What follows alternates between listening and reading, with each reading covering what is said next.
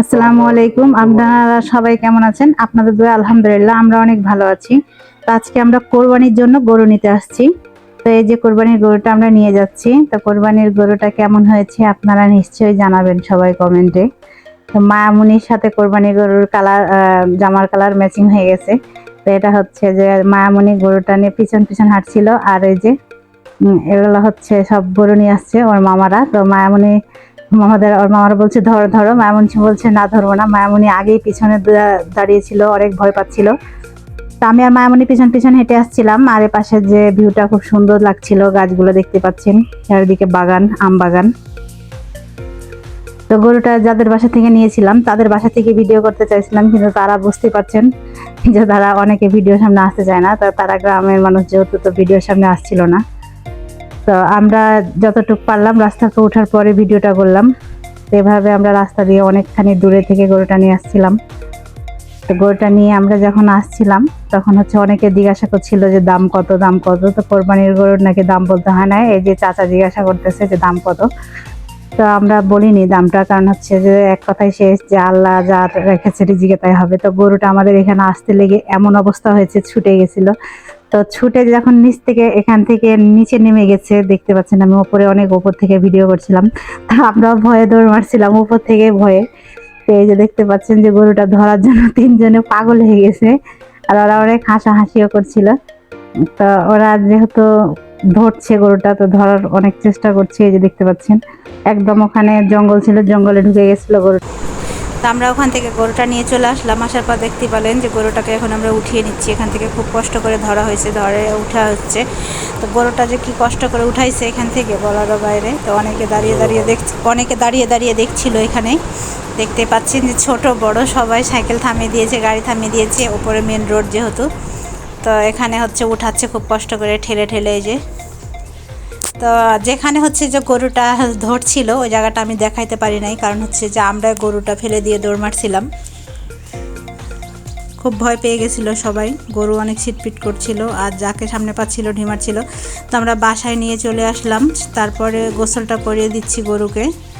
তো বাসায় নিয়ে এসে আগের দিন গোসল করাতে হয়, আগের দিন যেহেতু গোসল করাতে হয়, তো সে গোসলটা আমরা করিয়ে দিলাম। তো গোসলটা করার আগে হচ্ছে আমরা একটু ভিজিয়ে নিচ্ছি শরীরটা পুরোটা আগে, পরে হচ্ছে একটু শ্যাম্পু দিয়ে গাটা ডলে দেব। খুব সুন্দর করে যে শ্যাম্পু দিয়ে গা ডলা হচ্ছে, চারা দিয়ে শ্যাম্পু দিয়ে গাটা ডলে দেওয়া হচ্ছে খুব সুন্দর করে। তো ওকে খুব যত্ন করে গোসলটা করা হচ্ছে। তো কিছুক্ষণ আগেও যে গরুটা পাগলামি করছিল সে গরুটা দেখতে পাচ্ছেন যে এখন কত শান্তশিষ্ট হয়ে আছে।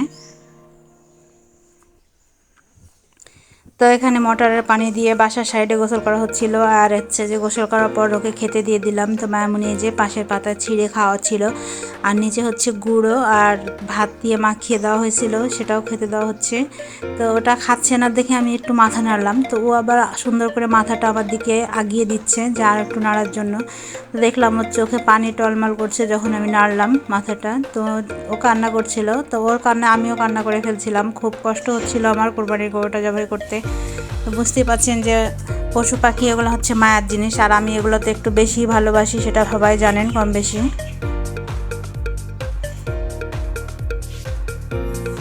তাই যে দেখতে পাচ্ছেন যে খুব সুন্দর করে মাথাটা নেড়ে দিচ্ছিলাম, আর মাথাটা কত সুন্দর করে নাড়তে দিচ্ছে, কিচ্ছু বলছে না।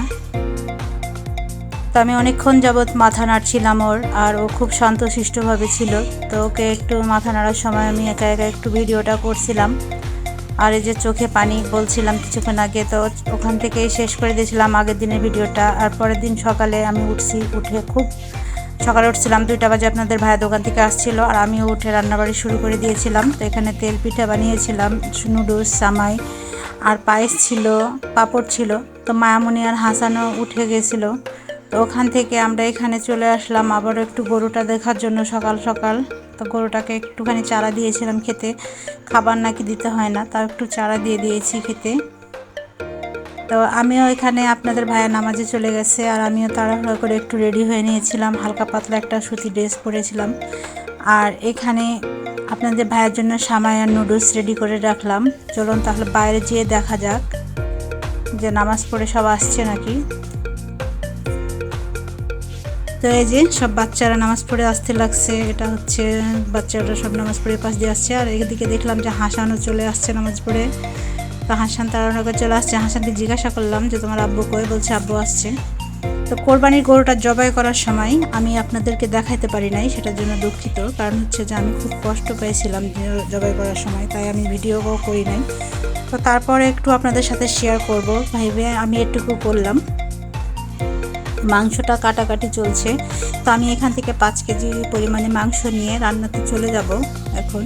তো এই যে মাংসটা নিয়ে রান্না করতে চলে আসলাম তাড়াহুড়া করে।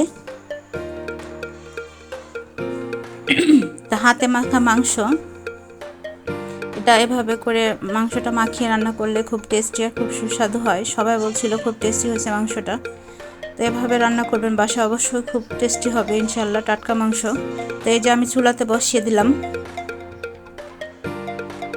তো চুলাতে বসিয়ে দেওয়ার পরে এখানে আবার মাংস কাটাঝুড়া করে চলে আসছে, কারণ হচ্ছে যে মাংসটা তাড়াহুড়া করে রান্না করছি যে সবাইকে খেতে দেবো, তাই যারা মাংস কাটাঝুড়া করছে। তো মাংস কাটাঝুড়া যারা করছে তাদেরকে খেতে দেবো তার জন্য, যেহেতু আর এই যে এখানে মাংস, ভুঁড়ি, ঠ্যাং সব চলে আসছে আমার, তো ওদেরকে খেতে দিয়ে দিয়েছি। আর এদিকে আপনাদের মাঝে একটু ভিডিও করছি। তো মামুনি এখন বিল্লাতে চলে যাবে, মাংসগুলো সবার বাসায় পৌঁছে দেবো যার যার প্রাপ্য, আর আমাদেরটুকু আমরা ফ্রিজে রাখবো।